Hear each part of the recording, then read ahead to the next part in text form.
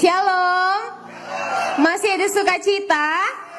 Jangan mau kalah sama anak sekolah minggu. Tadi jawabannya panjang banget dan semangat banget. Masa kita yang udah di atas anak sekolah minggu jawabannya kecil banget suaranya. Saya senang sekali bisa berada di tengah-tengah saudara terkasih. Saya yakin betul ini pasti bukan kebetulan, tapi ini pasti maunya Tuhan. Dan kalau disuruh bersaksi, sebenarnya saya lebih senang menyebutkan ini adalah sharing tentang kebaikan Tuhan dalam hidup saya. Mungkin sebagian dari saudara ada yang udah pernah dengar kesaksian saya, atau mungkin belum ada yang pernah dengar, atau juga ada yang udah banyak tahu tentang cerita saya sama suami saya.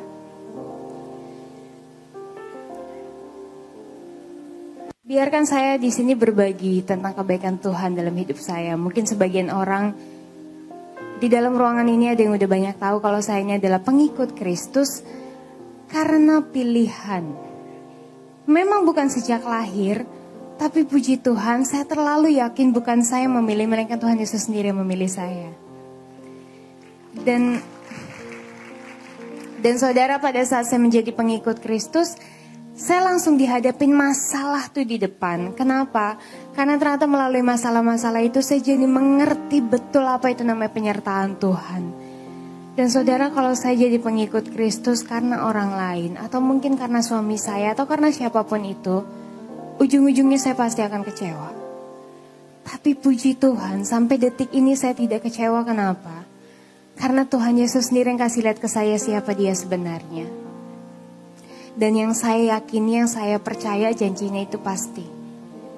Saudara, pada saat saya menjadi pengikut Kristus, banyak orang di luar sana yang beranggapan saya ikut Tuhan Yesus maka hidup saya akan susah.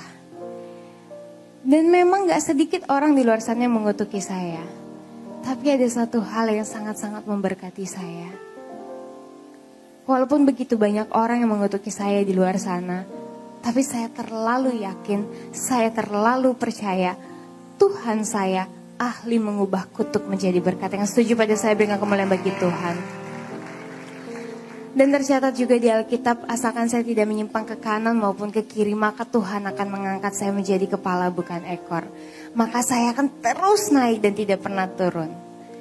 Dan saya sangat-sangat merasa bersyukur karena saya bisa bertemu dengan satu-satunya pribadi yang bisa menjamin masa depan saya, yaitu Tuhan Yesus Kristus. Tadi dasar dan alasan kamu Kristen itu ajaran sesat dari mana? Abang dulu belajar bahasa Indonesia enggak? Nggak usah kau tanya di situ, nggak usah. Yang penting kau pertanyakan ini butuh jawab. Iya. Nggak usah berkembang biak kemana-mana pertanyaanmu. Nah, ini yang kau pertanyakan ini kau jawab udah.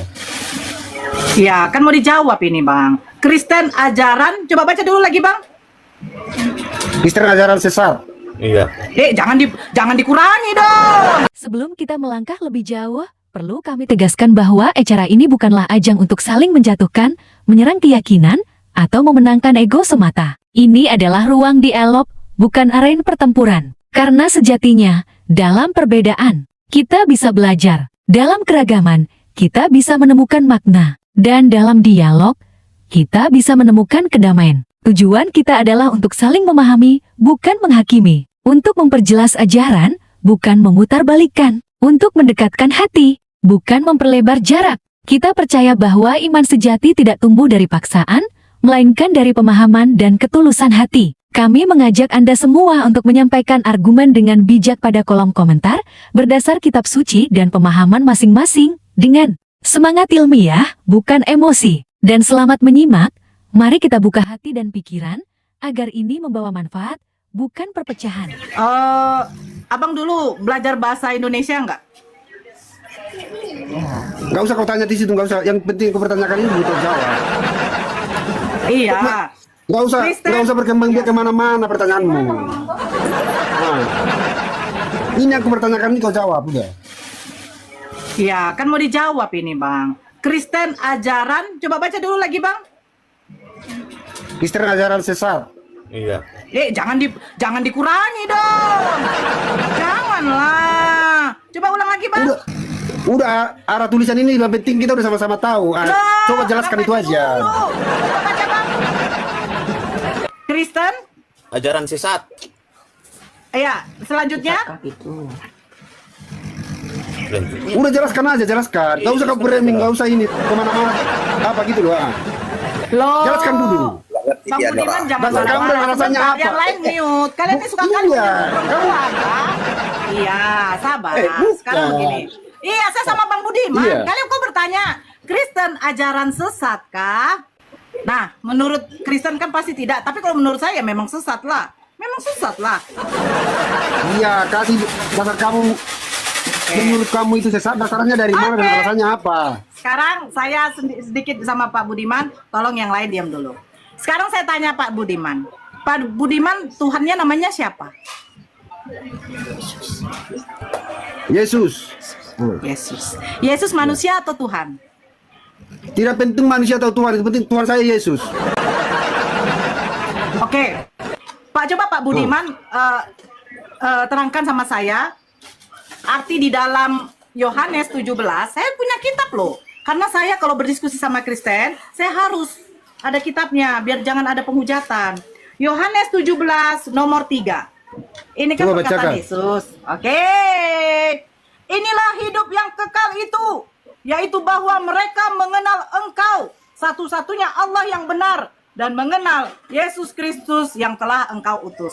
Pertanyaan saya, biar Pak Budiman menunjukkan bahwa Kristen bukan ajaran sesat. Pertanyaan saya, dari Yohanes 17 nomor 3, Yesus mengatakan, menurut Yesus mengatakan siapakah Tuhan yang benar, dan menurut Yesus, siapakah Yesus itu? Silakan. Menurut versi Alkitab, Yesus itu adalah Bapa, Yesus itu adalah Anak. Bagaimana Karena saya itu- bilang kau sesat? Inilah yang namanya sesat. Yesus mengatakan begini, hidup yang kekal itu mengenal Engkau satu-satunya Allah yang benar. Yesus mengatakan Tuhan Allah itu adalah Tuhan yang benar, dan Yesus itu adalah utusan. Bagaimana nggak sesat ini Kristen? Loh, itu menurut kamu, menurut Alkitab Yesus adalah Tuhan, Yesus adalah Anak, Yesus adalah Mesias, Yesus adalah utusan. Enak Utusan. kali kok banyak kali jawaban Yesus. Kau pikir Yesus apa? Yesus itu maha segala-galanya. Apa mas segala-galanya? Yesus itu nggak bisa kau pikirkan, nggak bisa, bukan seperti yang kau bayangkan, bukan. Oke. Bukan seperti yang ada, Sekarang saya bukan tanya. seperti yang ada, bukan Saya seperti yang tanya, ada di dalam otak kamu. Iya, oke. Oke, siap. Sekarang saya tanya sama Pak Budiman, ya. Pak Budiman, kira-kira yang metong di kayu salib itu manusia apa Tuhan? Manusia, Oh, jadi bukan Tuhan. manusia dan Tuhan itu pada saat dia Yesus yang mati di kayu salib. di dalam manusia, iya mati di kayu salib, dalam manusia itu ada Tuhan, yaitu secara manusianya itu namanya Yesus. Kalau secara Tuhannya namanya? Ya Tuhan, nggak ada kata lain, Tuhan. Siapa nama Tuhan kamu? Sebentar dulu Hiro, kalau tidak saya turunkan kamu. Siapa nama Tuhan kamu Pak Budiman? Tuhan saya Tuhan, tidak punya nama lain, tidak punya. Nggak ada nama lain. Jadi Bapak itu siapa? Bapak itu Tuhan di dalam perisial kitab. Jadi Bapak itu Yesus juga itu bisa- Tuhan. Oke, Yesus itu Tuhan atau bukan? Tuhan. Roh Kudus? Roh Kudus itu kan, kalau Roh Kudus itu, tenang. Kalau Roh Kudus itu juga berupa firman-firman Tuhan yang berada di dalam kemanusiaan Yesus. Oke. Bapa Tuhan. Yesus Tuhan. Roh Kudus Ya. Tuhan bukan. Tuhan Jadi berapa Tuhannya? tetap menjadi satu. Jadi Yesus Tuhan, Bapa Tuhan, Roh Kudus Tuhan. Ini kira-kira ada berapa nih Pak? Tetap jadi satu itu, tetap jadi satu. Bapak dulu sekolah tamat apa enggak sih Pak?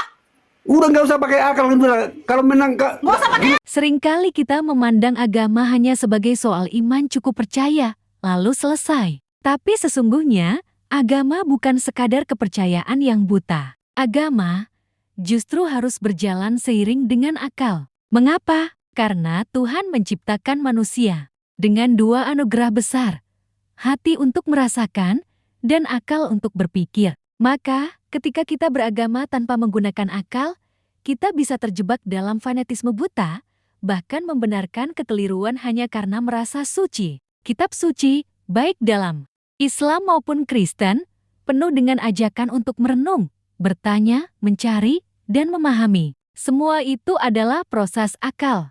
Nabi-nabi datang bukan hanya membawa wahyu, tapi juga berdialog dengan logika masyarakatnya. Artinya, agama tidak anti pertanyaan. Agama justru mendorong kita untuk berpikir lebih dalam, agar iman kita tumbuh dengan dasar yang kuat, bukan hanya ikut-ikutan. Beragama tanpa akal itu seperti berjalan dalam kegelapan mudah tersesat. Tapi jika kita menggabungkan keimanan dengan pemikiran yang jernih, maka agama akan menjadi cahaya yang benar-benar menerangi jalan hidup kita. Sekarang ya. Jadi Bapak nggak ada akal? Bapak nggak ada akal? Sekarang, diam. Akal Bapak nggak ada sama sekali. Diam dulu. Sekarang kamu ciptaan Tuhan enggak? Coba dulu kamu. Ya, Kamu saya ciptaan ciptaan Tuhan. Tuhan. Punya keterbatasan enggak? Siapa yang menggunakan keterbatasan? Kamu diciptakan Tuhan punya keterbatasan enggak? Punya dong. Nah, sementara Tuhan tidak punya keterbatasan. Betul. Bagaimana mungkin orang yang punya keterbatasan memikirkan yang tidak terbatas? Itulah Oke. di dalam persyaratan. Oke. Jadi Yesus manusia atau bukan? Kok bolak-balik kau tanya dari tadi bolak-balik itu aja kau tanya. Yesus mempunyai keterbatasan bukan? Tidak. Jadi Buktinya, pada waktu Yesus dilahirkan, dia langsung besar. Kenapa aku bilang karena dasar saya Yesus punya keterbatasan? Kenapa aku bilang karena dia bisa menghidupkan orang mati? Oke. Dia bisa berjalan di atas air. Ya, sebelum Yesus membangkitkan orang mati, apa bedanya dengan Elia dan Ilyas?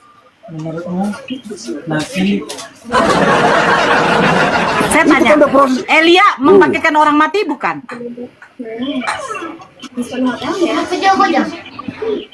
Ya. Setelah perbincangan yang hangat dan penuh dinamika, marilah kita sejenak merenung bersama. Perbedaan yang kita bahas hari ini memang sangat mendasar berkaitan dengan inti keimanan, ketuhanan, dan jalan keselamatan. Tapi yang tak kalah penting adalah bagaimana kita menyikapi perbedaan itu dengan akhlak, bukan hanya argumen. Dari sudut pandang Islam, meyakini dengan sepenuh hati bahwa Tuhan itu esa, tidak beranak, dan tidak diperanakan. Tuhan tidak mengalami proses menjadi manusia, tidak tumbuh dari bayi hingga dewasa, dan tidak mengalami kebutuhan-kebutuhan jasmani seperti makan, tidur, atau merasa lemah. Dalam pandangan kami, Tuhan adalah zat yang maha sempurna, tidak berubah, tidak terbatas oleh waktu, tempat, atau kondisi. Yesus atau Nabi Isa dalam Islam adalah utusan Allah yang mulia. Beliau adalah manusia pilihan, lahir dengan mukjizat, membawa risalah tauhid, mengajak umat menyembah hanya kepada Allah, Tuhan yang satu. Maka dalam Islam, kami mencintai beliau, menghormatinya sebagai nabi, tapi tidak menuhankannya. Karena kami meyakini bahwa memurnikan Tuhan sebagai Tuhan dan manusia sebagai makhluknya adalah bentuk ketundukan sejati kepada kebenaran. Namun meskipun keyakinan ini kami pegang kuat, Islam juga mengajarkan untuk menyampaikan kebenaran itu dengan cara yang terbaik, dengan hikmah, dengan nasihat yang baik, dan dengan dialog yang santun. Bukan dengan caci maki, bukan dengan kemarahan, dan bukan untuk menjatuhkan.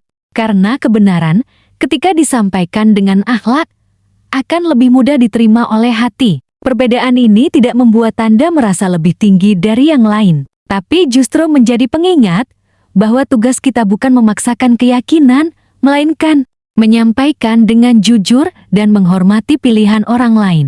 Hidayah itu milik Allah, dan kewajiban kita hanya menyampaikan, bukan menghakimi. Akhir kata, semoga ini bukan menjadi sumber perpecahan, tapi justru menjadi jalan untuk saling memahami. Tentunya, bahwa tidak ada Tuhan selain Allah, dan Muhammad adalah utusan Allah.